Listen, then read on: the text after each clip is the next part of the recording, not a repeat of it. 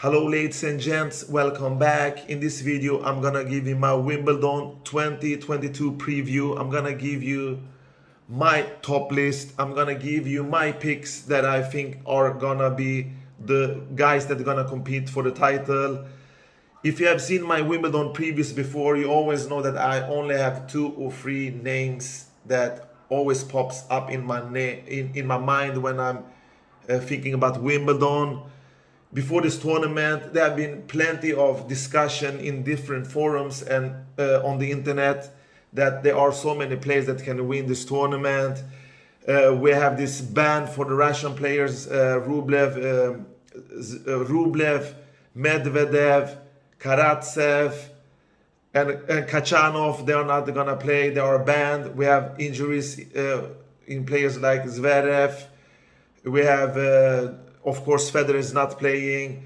So that doesn't leave so much for me. And actually, this makes my prediction even more easier than before, because in my mind, I don't want to spoil anything. But if you have seen my previous videos about Wimbledon, it's very easy for me, because really there are not too many grass court specialists in this ATP field that's gonna compete for the trophy. If you look all in all on the calendar year, we maybe have 5 or 6 top professional grass court tournaments. And this new generation and some of the older generation players like the guys in players like Tsitsipas, Zverev, Medvedev, they are not used to win and play great on grass courts. And that only leaves me out to the old foxes. And we all know on grass court you have to play aggressive tennis. You have to, and that is gonna reward you with speed, power. You have to stay low and get the ball to the net. You have to use slice and volley to surprise your opponents. You have to focus on the critical moments like serve, returns. And you have to keep the length and depth in the rallies, no short balls. You have to be tremendously focused on court. This low bouncing surface just add up the speed. The ball skids away, and it's hard for you to have to get any time. So you have to take the ball and reach the ball early. You have very small margins on grass court, and you have to protect your serve. If you protect your serve, you have a chance. If you don't protect your serve, you're basically doomed. Even though the grass courts are much slower than before, we still have a huge weapon in the serve. We have the slice, we have the volley. You have to reach the net. You have to end the points earlier. So it's, like I said, it's difficult to protect the baseline like hard courts and clay courts and indoor surfaces. So basically, grass courts give you less time. You have to be on your toes. You have to be light on your feet. Your footwork has to work. You are not coming away with half measure shots. You just have to step into the court and deliver and focus. And of course, depend on that your opponent is having not as a good day as you have on the court. So serve, returns, breakpoint opportunities, slice, volley, reaching the net, end the points early, take care of your service, take care of your own business that are in your control, and then you have a great chance of taking on the next opponent in the next round. Otherwise, it's very difficult. We have the 6-time champion Novak Djokovic, who is here to win, of course. We have Rafael Nadal, who has won the first 2 Grand Slam tournaments of the year. Remarkable player, fantastic player. I'm not super shocked. I'm not super surprised about Nadal so far in this year, but he's a clutch player. He always bring up the best tennis in the biggest tournament, just like Novak Djokovic. Even Novak Djokovic didn't play at Australia. He's now entering a tournament that he's gonna be sure one of the favorites, if not the favorite, the man to beat. All right, guys, I have looked at the draw, and I have thinking not about who's gonna win or who's gonna reach the final or the semifinals. The other 4 dudes that I'm talking about is the other foods that's gonna reach the quarterfinal. And I really got a headache when I was looking at the draw, because it's full of players that can beat each other. No one is actually better than the other if you look at their performances on grass. So this was very difficult for me. So I am gonna make a top 6 list with a couple of dark horses. So I'm just gonna go into it. On my number 6 spot, I have Felix Auger-Aliassime, who reached the quarterfinals last year. He has won 1 out of 9 title attempts in the finals. And he has, like we all know, he has a rip forehand, he has a great serve, he has great movement on court, he has improved his backhand, he has improved his returns, but his mental toughness has also started to get more better than before. He's more mental tough, and we know that he has a huge game. He reached the semifinals of US Open. He did a great job at Australian Open. On clay, we know that he's a number shorter than the clay court specialist. He's still improving, he's still young, and I think that with this draw, he can actually reach deep in this tournament. On his side of the draw, he's gonna face a tricky opponent in the first round, Cressy, who is doing great at Eastbourne or Mallorca this week. He plays the semifinal. He has played some great serve and volley tennis. This young Cressy, I think he's from America, or was he from Australia? I forgot. Anyway, Cressy is a tough opponent, but Felix has better weapons in his forehand. He has a quality serve, both on first and second serve. Cressy has a great first serve and a great attack. He's a great attacking player who can cause an upset. But I think that Felix will take this in 4 sets. In round 2, I think he's gonna play against Sok, who's pretty much done, but he pops up here and there. He get his wild cards. He qualifies to the biggest tournament, but I wouldn't expect him to reach further than the second round. And in the third round, he will either face Dan Evans or Kubler, a youngster that has he's a trick. I haven't seen much from him, but he's a typical player like Jack Draper and Penniston on grass court. This surface really suits him, and he's gonna go all in for what is worth, and he can actually take out Evans in the second round and reach the third round against Aliassime, but we will see. And in the fourth round, I think that Felix Auger-Aliassime will reach, of course, he was gonna take on Taylor Fritz. Taylor Fritz, who has started to play great lately. He is also playing a semi-final in one of these events that is still going on. It's either Eastbourne or Mallorca, I forgot which one it is. But Taylor Fritz against Aliassime will be a great match, but I think that Aliassime, due to his forehand and serving game and stamina, and he's more used to Fritz than playing. He reaches much deeper than Fritz in Grand Slams, so he's more fit than Taylor Fritz, who can actually disappear from matches very easily. But on the other hand, when he wants to play, he's like he did against Nadal this year. I think it was at Miami or in Wales, one of those tournaments that he won when he won his first Masters tournament. But Nadal was injured, like you all know. But still, anyway, Fritz has started to improve again. He will give Felix Shore a tough battle here. All right, on my number 5 spot, I was thinking again, how am I gonna pick this guy? He has an okay first 2 or 3 rounds draw, but then he's gonna face a couple of interesting dudes. One of them are gonna reach the second week, but I chose to pick this guy. He's gonna face Balázs, the Nigerian guy, in the first round. In the second round, I think he's gonna face the German Köpfer. Köpfer, was he German or Austrian? I forgot. Interesting. Anyway, in the third round, this is the key moment match, and the fourth round match, of course. In the third round, I think he's gonna take on Denis Shapovalov, a guy that he lost to last year. I think in the Wimbledon, he lost against Shapovalov in Wimbledon last year, where Shapovalov reached the semi-final. Normally I would have picked Shapovalov, but what has this guy done lately? Seriously, Denis Santavalov, who has lost 6 straight matches.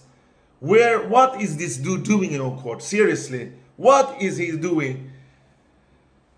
Normally I would have picked him, but in this case I'm gonna go for the Spaniard. I'm gonna go for Bautista Agut. I think that Roberto Bautista Agut RBA is gonna take and end Shapovalov's journey in the third round. If Shapovalov can take his racket and himself to the third round, it's still not possible. It's possible, of course.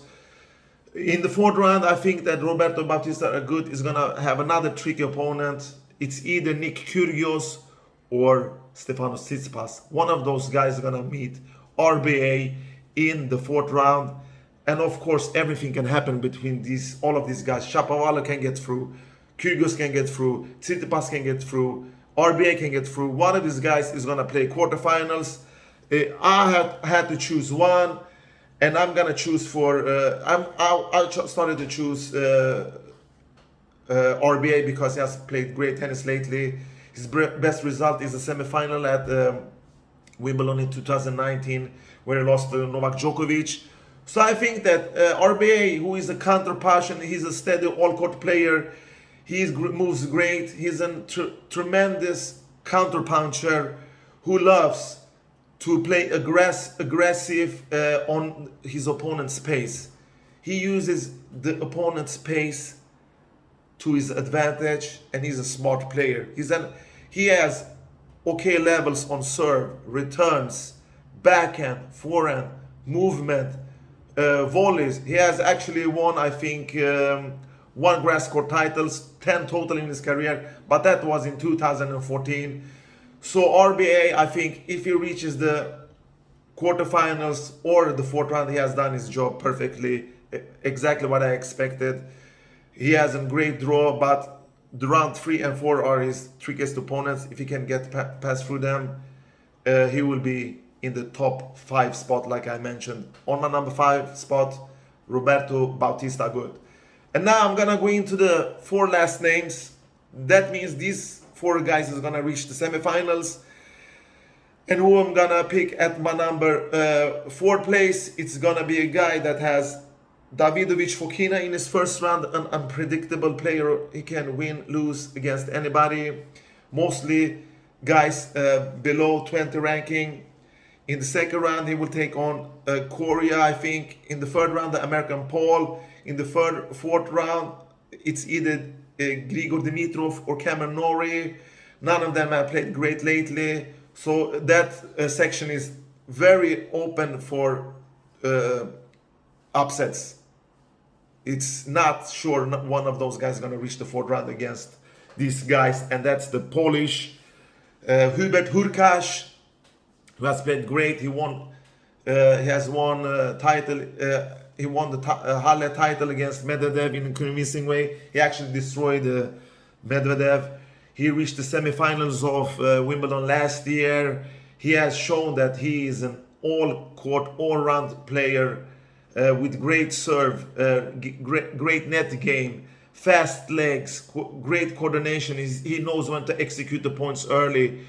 He takes the ball early, but like most of these guys on the top 100, his main weakness is his returns and his backhand. But this Polish dude, where he's starting to look more rock solid than before.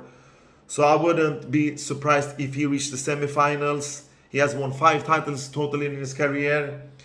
And like I mentioned, he won at Halle this year, and he reached the semifinals of Wimbledon last year. So I think that he can repeat his task from last year. It's not impossible.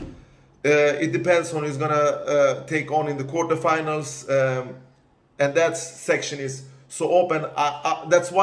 That was one of the reasons why I didn't take 8 guys. It was because of the quarterfinal opponent that Hurkacz was gonna face, because from the beginning I said maybe I think that he will take on Pablo Carreno Busta in the quarterfinals due to Pablo Carreno's draw. He had Lajovic in the first round, and Bublik in the second round, and TFO and Baez in the fourth round.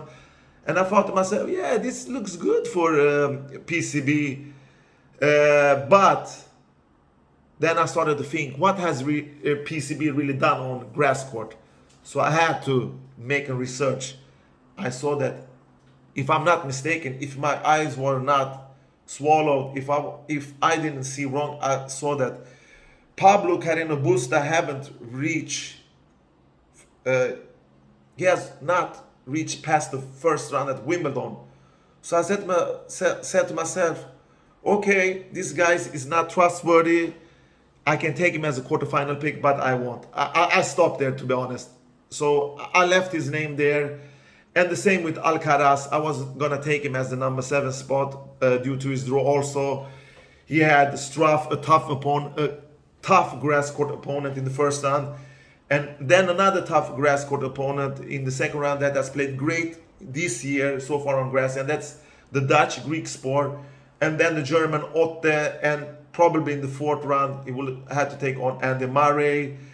Carlos Alcaraz has reached 2 quarterfinals at Grand Slam events in his career, and that is not at Wimbledon, of course. He reached the quarterfinal, no, the round 2 the previous year. So even though he has improved, is the player that has improved most this year, with 5 titles to his name totally. I think that Alcaraz can reach the quarterfinals. Why not? But I chose to only do 6 candidates. All right, on my number 3rd spot, it's the Italian stallion, Matteo the Boss Berrettini, who reached the final, of course. Last year he lost to Novak Djokovic in 2021 after won the first set, and then his returns and backhand started to fail him. And Novak Djokovic is a smart player, he's not stupid. He used that weaknesses, the returns from Berrettini. He served great on Berrettini's backhand side. He put him in the backhand corner, he squeezed him into that corner and just absorbed that ball on his racket and just toyed with the Italian dude in the set 3 and 4 to win that match. Like I mentioned about Hurkacz, Berrettini is an all-court player. He has great serve, tremendously lethal forehand, one of the best on tour, and his net game is fantastic time to time. He has great legs, coordination, ends points early. He likes to go around and hit with that forehand. He's not afraid of pull the trigger, and that's why he gets so rewarded. He takes the ball early, and Berrettini really has those weapons that you need on to succeed on grass, and that's the forehand, and that's the serve, and that's the movement that he has, and the willing to execute the points early. So Berrettini, who is gonna take on in this tournament? He starts with the Chilean guy Garin. In the second round, I think he's gonna meet Grenier. In the third round, a little bit a tricky player, Bonzi, who has played great this year. He has he had a tremendously memorable match against Tsitsipas. I think it was at Halle. And then in the fourth round, maybe he's gonna take on Di Menar if he can reach there. Berrettini has won the Queen's Open this year, and the Stuttgart before that. Has really started to look rock solid on grass. He has won 4 titles totally on grass, 7 combined in his career. So Berrettini is looking super great so far. And now we are gonna enter the Grand Slam, of course. It's 5 set. We have so many great, fantastic players on court, but most of them are 3 sets players. They only perform this high level of tennis in either Masters or 500 tournaments or 250 tournaments. But when it comes to Grand Slam, when you have 5 sets to build up your game, you have time to maybe lose a set, you have maybe you can afford maybe to lose 2 sets, but when you have the stamina, when you have the mental toughness, when you have the game plan, when you know how to play against your opponent, when you know how to construct your opponents, you construct your points, when you know how the game really works, which gaming style suits who, how you're gonna play against this dude, and not like Shapovalov, who is a hit and miss player. He plays exactly the same playing style against every player on the ATP Tour that he faces. It's a tactical thing. You have to play chess sometimes. You have to think. You have to spar with your opponents. Like in boxing, you have to think. And that's why this guy on my number 2nd spot is the most decorated, the most successful Grand Slam player of all time, with 22 Grand Slams. He has won Wimbledon twice. He has also lost 3 finals. And he has also reached 2 semifinals on 2 other occasions, except the 2 Wimbledon victories and the 3 final loss. So he has reached the semifinals of Wimbledon at least 7 times. And people still call him clay court player. Of course he's a clay court player, has won most of his titles there. He's the clay court king, the clay court Ray. But that leaves the other achievements in the shadow a little bit, with players, with fans that doesn't know tennis as much as they should be, or are they too biased to not see the greatness that Nadal have? Because this beast, this butcher, this player who eats the number, he's the most successful round one, first week player at Grand Slam events that I ever seen. I have never seen a player that eat his opponents to breakfast as Rafael Nadal does at Grand Slam.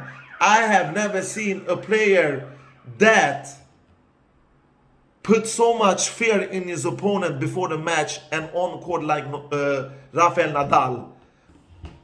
Guy that never beats himself, a guy that never gives away a point for free, a guy that never disappears, a guy that always there from the start to the beginning. He says always, and always does, and will always do. He says to his opponent, or shows it with his impression of body language, that, come, my boy, this is my racket. I'm gonna hold it until the end of the match. You have to take the racket out of my hand if you want to beat me. We have seen some of the most fantastic performance of lower ranked players at Wimbledon when they have faced Rafael Nadal. We have seen Dustin Brown, Nick Kyrgios, Rosol, what was his name, this other guy, this lefty, Müller. We have seen so many players that has done the best performance of their life at Wimbledon.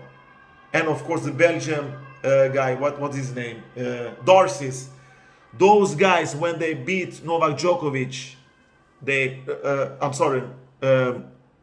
Rafael Nadal, they did their match of their life. Nadal didn't play terrible in those matches. He put up a performance, but the guy on the other side of the net used that fast surface to his advantage with the serve, with the net approaches, with keeping the rallies short. Because even though Rafael Nadal is the second best grass court player on court here, with his 2 titles, he is so hard to beat on every surfaces, and this surface is not an exception. So Nadal is going to take on Cerundolo, Sam Querrey in the 2nd round, Sonego Kudla in the 3rd round, and then his first big test, and that's going to be Marian Cilic in the 4th round. Well, Cilic is an underestimated player also. He has reached the final of Wimbledon and Australian Open. He has won the US Open. He has reached the quarterfinals of French Open. He has played tremendously good this year. He's newborn. He has his serve. He has his forehand. If he can keep that intact, and if that doesn't leak, he will have a chance to take 1, maybe 2 sets from Nadal. He can make that battle to a real competition, a war zone. But I think that Nadal will prevail anyway, and he will take on Felix Aliassime in the quarterfinal and defeat him and reach the semifinal, where he's gonna take on, I think it will be Berrettini, a guy that he should not have any problem with, even though he has huge weapons, of course, like I mentioned. But that kind of opponent suits Rafael Nadal tremendously good, because he is rock solid. And don't forget that Rafael Nadal is one of the most underrated volleyers of all time. Look at his serve and volley. Look how much he has improved his volley.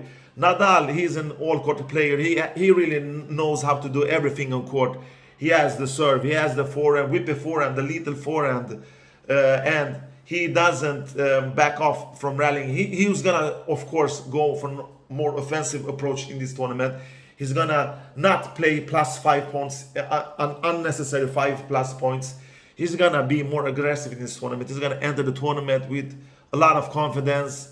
He's aiming for the 3rd consecutive Grand Slam this year, which will be a record in his career. He still improves Nadal, and the problem is, how injured is he? How fit is he? He's never 100% fit, but if he chooses to play here, I think even though he's not 100%, he will compete for the title.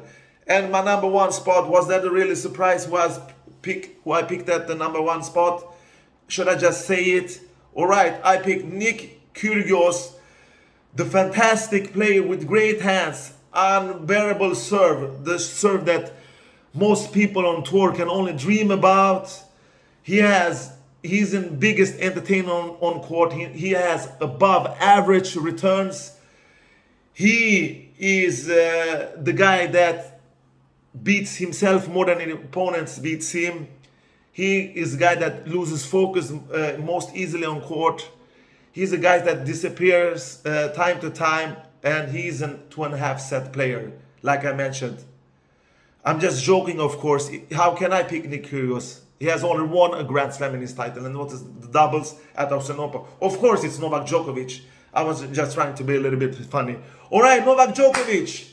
He has facing Kwon, and then he's gonna take on Nick Kyrgios' buddy Kokkinakis, a fresh Grand Slam winner with Kyrgios at Australian Open. And then Kecmanovic, and then in the 4th round, Bashiavili, I think. Novak Djokovic, that cross-court forehand, with that serve, with that movement, with that length in the rallies. I can't really see any weaknesses on grass court when I think of Novak Djokovic. 6-time champion, 2011, 2014, 2015, 2018, 2019, and the defending champion from last year, 2021, Novak Djokovic. Do I really have to say more? 6 titles says itself. He defeated Berrettini last year.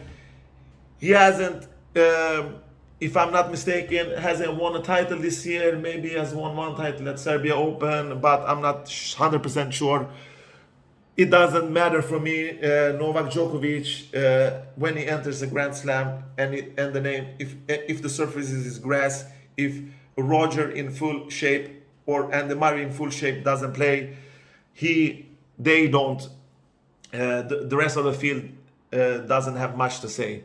Andy Murray is actually the only player in the field that has beaten Novak in a Wimbledon final, but that was so long time ago. I forgot which year it was.